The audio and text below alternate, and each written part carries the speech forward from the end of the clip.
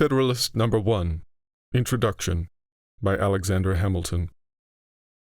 After full experience of the insufficiency of the existing federal government, you are invited to deliberate upon a new Constitution for the United States of America.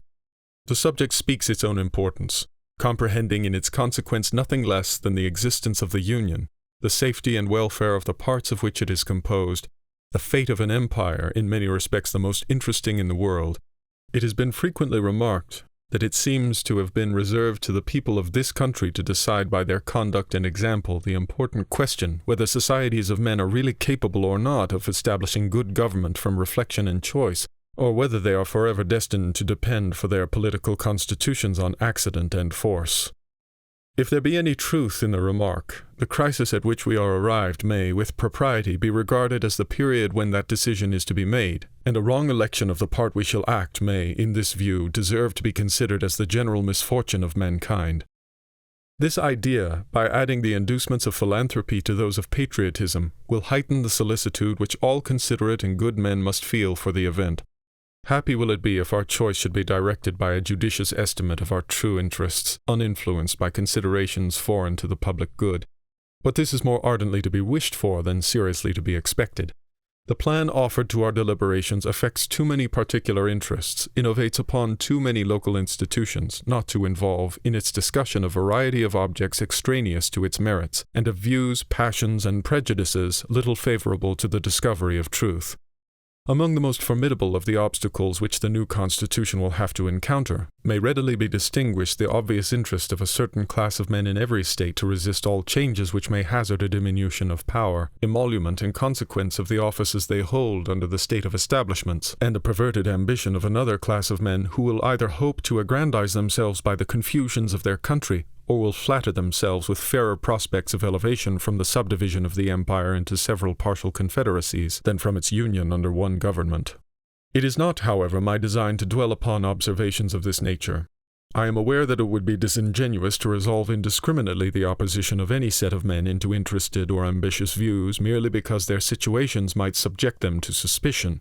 Candor will oblige us to admit that even such men may be actuated by upright intentions, and it cannot be doubted that much of the opposition which has already shown itself, or that may hereafter make its appearance, will spring from sources blameless at least, if not respectable. The honest errors of minds led astray by preconceived jealousies and fears, so numerous indeed and so powerful are the causes which serve to give a false bias to the judgment, that we, upon many occasions, see wise and good men on the wrong as well as on the right side of questions of the first magnitude to society. This circumstance, if duly attended to, would always furnish a lesson of moderation to those who are engaged in any controversy, however well persuaded of being in the right. And a further reason for caution in this respect might be drawn from the reflection that we are not always sure that those who advocate the truth are actuated by purer principles than their antagonists. Ambition, avarice, personal animosity, party opposition, and many other motives not more laudable than these are apt to operate as well upon those who support as upon those who oppose the right side of a question. Were there not even these inducements to moderation, nothing could be more ill-judged than that intolerant spirit which has at all times characterized political parties. For in politics as in religion, it is equally absurd to aim at making proselytes by fire and sword. Heresies in either can rarely be cured by persecution. And yet, just as these sentiments must appear to candid men, we have already sufficient indications that it will happen in this as in all former cases of great national discussion. A torrent of angry and malignant passions will be let loose.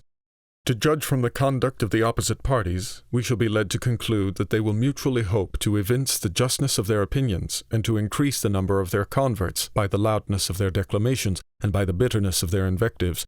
An enlightened zeal for the energy and efficiency of government will be stigmatized as the offspring of a temper fond of power and hostile to the principles of liberty.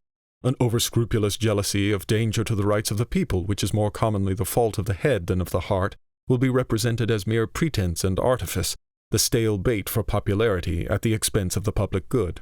It will be forgotten on the one hand that jealousy is the usual concomitant of violent love, and that the noble enthusiasm of liberty is too apt to be infected with the spirit of narrow and illiberal distrust. On the other hand, it will be equally forgotten that the vigor of government is essential to the security of liberty, that in the contemplation of a sound and well-informed judgment their interests can never be separated, and that a dangerous ambition more often lurks behind the specious mask of zeal for the rights of the people than under the forbidding appearances of zeal for the firmness and efficiency of government.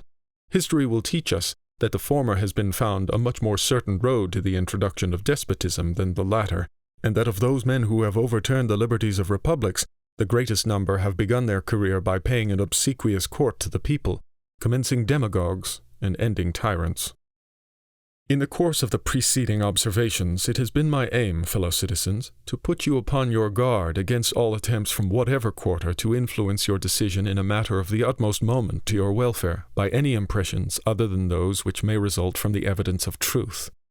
You will, no doubt, at the same time have collected from the general scope of them that they proceed from a source not unfriendly to the new Constitution. Yes, my countrymen, I own to you that after having given it an attentive consideration, I am clearly of opinion it is your interest to adopt it. I am convinced that this is the safest course for your liberty, your dignity, and your happiness.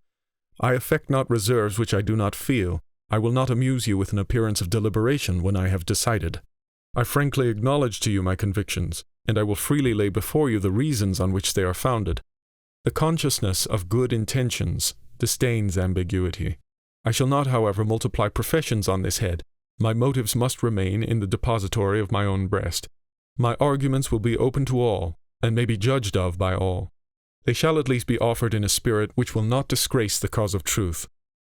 I propose in a series of papers to discuss the following interesting particulars: the utility of the Union to your political prosperity, the insufficiency of the present Confederation to preserve that Union, the necessity of a government at least equally energetic with the one proposed, to the attainment of this object, the conformity of the proposed Constitution to your true principles of republican government, its analogy to your own state constitution, and lastly, the additional security which its adoption will afford to the preservation of that species of government, to liberty and to property.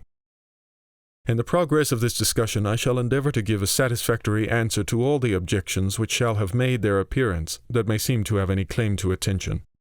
It may perhaps be thought superfluous to offer arguments to prove the utility of the Union, a point no doubt deeply engraved on the hearts of the great body of the people in every state, and one which, it may be imagined, has no adversaries. But the fact is that we already hear it whispered in the private circles of those who oppose the new Constitution, that the 13 states are of too great extent for any general system, and that we must of necessity resort to separate confederacies of distinct portions of the whole. This doctrine will, in all probability, be gradually propagated till it has votaries enough to countenance its open avowal.